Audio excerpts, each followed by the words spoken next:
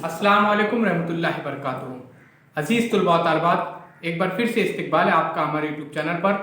आज हम मुज़क्कर मुअन्नस इसका मुताला करने जा रहे हैं। तो देखिए प्यारे बच्चों, मुज़क्कर और मुअन्नस में बकरा, बकरी, उसी तरह से मुर्गा, मुर्गी, मोर, मोरनी, चिड़ा, चिड़िया, राजा, रानी, बंदर, बंदरिया, कुत्ता, कुतिया, ऊँट, ऊँटनी, गधा, गधी, नौकर, नौकरानी, उस्ताद, उस्तानी, खादिम, खादिमा, बंदा, बंदी।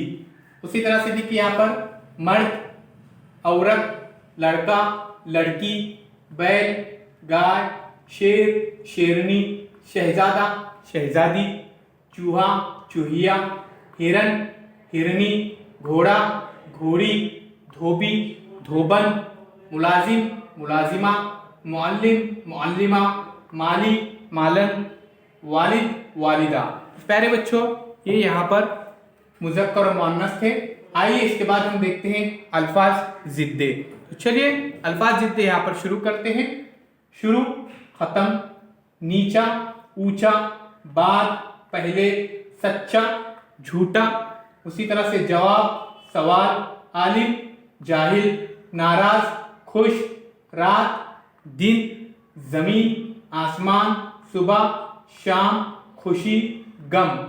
उसी तरह से यहाँ पर देखिए प्यारे बच्चों, ये तमाम अल्फाज जिद्दे आपको लिखना है।